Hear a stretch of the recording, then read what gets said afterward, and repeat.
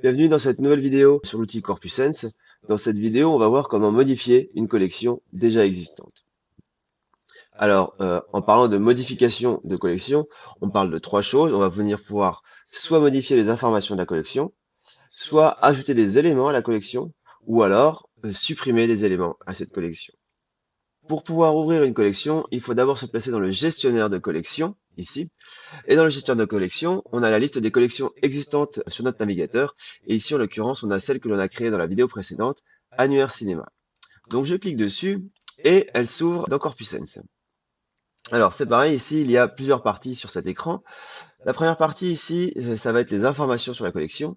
La deuxième partie, ça va être l'ensemble des miniatures, donc des pages de la collection dans le format grille.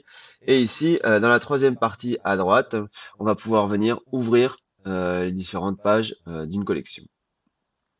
Donc la première chose, c'est on peut modifier les informations de la collection.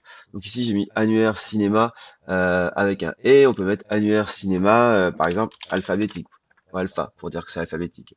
Ensuite, on peut rajouter une description. Je peux également ajouter des étiquettes.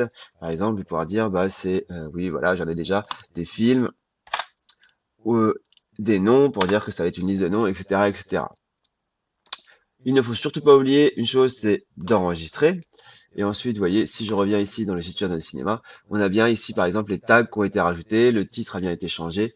Voilà, là, on va venir modifier les informations de la collection.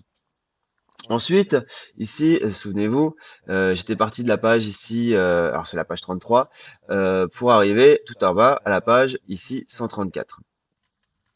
Eh bien, on peut se dire bah, que mince, on a oublié de prendre, je ne sais pas, il manquait la page par exemple 135.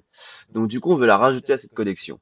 Donc pour pouvoir ajouter la page, il faut d'abord pouvoir aller sur le manifeste.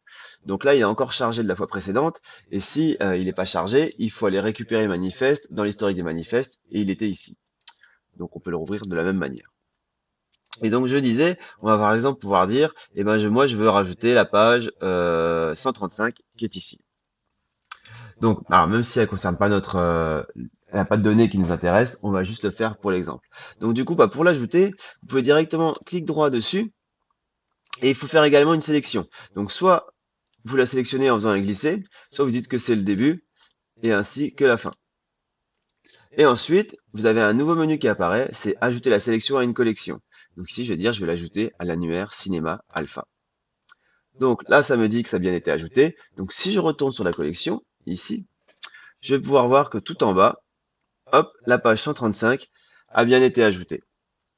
Alors ensuite, une autre chose qu'on va pouvoir faire, c'est enlever des éléments qui nous intéressent pas forcément. Ici, on remarquera que intercalé entre les pages de nos données, donc quand je parle de données, c'est ici les données de l'annuaire, intercalé entre ces pages-là, on a parfois des pages de pub. Ces pages de pub, évidemment, elles vont pas forcément nous intéresser. Donc ce qu'on va faire, c'est on va pouvoir les supprimer en cliquant sur la petite croix qui apparaît en haut. Donc ici, on en a une autre ici, ici c'est encore une, ici on en a une.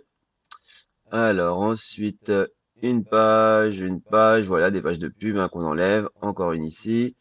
Ici on en a encore une autre, ici on en a une autre, ici, ici, voilà. Hop, ça c'est encore une page de pub. Et la dernière, évidemment, qui ne nous intéresse pas, page de pub également. Voilà, donc là, on a fait un peu le ménage dans notre collection et on a gardé vraiment que les pages qui contiennent des données qui nous intéressent. Donc, si je retourne ici dans le gestionnaire de collection, on s'aperçoit qu'il n'y a plus les 112 éléments, 113 si j'avais ajouté la dernière page, il n'y a plus 113 éléments dedans, mais bien 96. 96 uniquement avec les données qui nous intéressent. Voilà pour cette vidéo sur la modification des collections. Dans la prochaine vidéo, on va regarder comment on peut exporter puis importer une collection dans CorpusSense.